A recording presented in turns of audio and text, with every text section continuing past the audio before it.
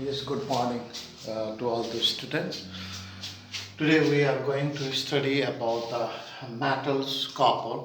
So in our previous class we had already studied about iron and uh, aluminium.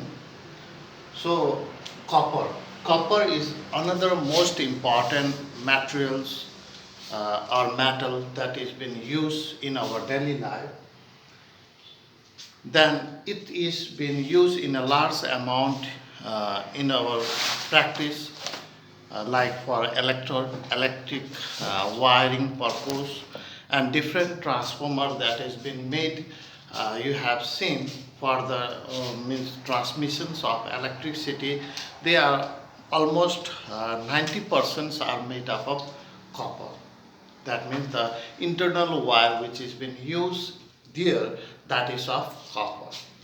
So let us go to the general features and the positions of the copper in the periodic table, as well as how or what are the ores that produce copper in industry. So copper, if we see the copper, its symbol is Cu. Copper, that has been represented by Cu in periodic table, having an atomic mass of 63.57 and atomic number of 29. Means the atomic number of copper is 29 and atomic mass is 63.57. If we see the copper while reacting with the other substance, we found that the copper has a variable valency. Do you know what is variable valency means? Variable valency. Variable valency means the metals or the elements or the atoms which has more than one valency. In copper we get 1 and 2 valency. Okay, 1 and 2 valency. Somewhat it means release 1 electrons and somewhat it release 2 electrons. So in this valency, how we can know that which one is contain what valency? So it is very simple. If we see in word equations,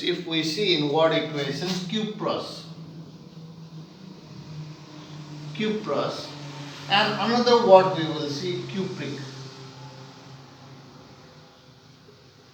Okay, one is what? Cuprous, and another one is cupric. If cuprous is written, it has 1 valency, and for 2 valency it is written as cupric. So it has cuprous and cupric. So it has what? Valency is variable valency. Variable valency. Okay, so till here I think you understand what I said, that copper having the symbol Cu, its atomic number is 29, atomic mass is 63.57, and it has a variable valency, that is 1 and 2. So the valency of 1 is cuprous and the valency is 2 is cupric. If we see the electronic configurations, we find that it contains the last means cell, that is 4s1. The electric configurations is on S block.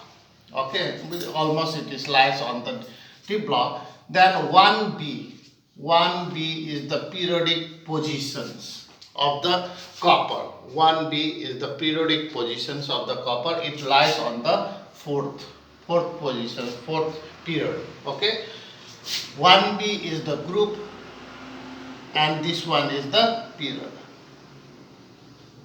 That means the copper lies on 1b group and fourth positions of the periodic table. It is just near to the gold and the silver. Okay, gold and silver. This is the general features that is been found in the periodic table. Now comes to the next one is the physical properties. So if we see the physical properties, it is reddish brown in color, reddish brown metals. So these are mostly used if we see the fan and transformer etc. We find that the wire is been a brown color wire is been used inside the fan for making rotations. So that wire is brown in color. So we say that the copper is reddish brown in metal. Then the next one, it is also called Cornish metals. Remember this one, in exam it may also ask in multiple choice questions. That is coin age metal. Coin age metal means this metal is being used to produce coin. This metal is used to produce coin, therefore it is also called as coin age metals. Okay. So in physical property what we come to know that it is reddish brown in color. Another one, is a coinage metal. Because why it is called as coinage metal? Because the coin is being made from this metal. Then it's occur in free or the combined stage. It occur free or in combined state. Means it's independently exist in aqueous or it may exist with combined form like sulfur, oxide, etc. The density is 8.95 gram per centimeter cube. So it is heavier. Then the melting point means it melt at 1083 degrees Celsius and boil, evaporate at 2350. That means 2350 degrees Celsius. And it is very malleable, ductile and excellent conductor of heat and electricity. So it is malleable and ductile. I already tell that malleable and ductile means it can be made as a thin plate or a thin wire without breaking. That is called as malleable and ductile.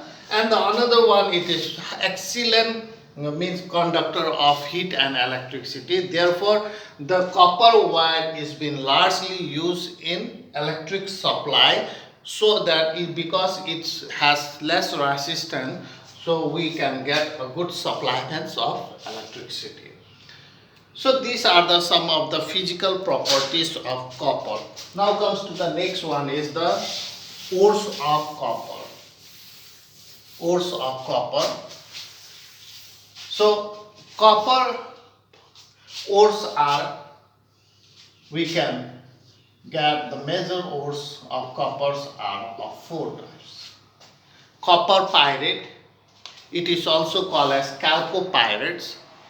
Okay, chalcopyrites, Cu chalcopyrite, copper pyrite.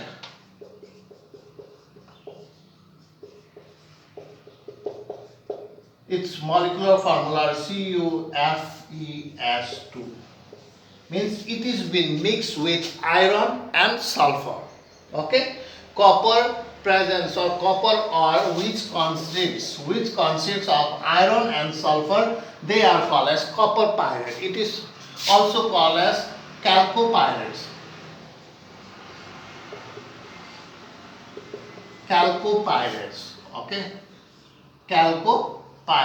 This is the mixtures of iron and sulfur with copper. Then the another, if we see, that is the copper glance. Okay, copper glance. Copper glance, or it is also called as chalcosites. Means it is present with sulfate. Cupric sulfates. Okay, these chalcosites is the another ore of copper which is mixed with sulfur, and another one is cuprid that is present with oxygen.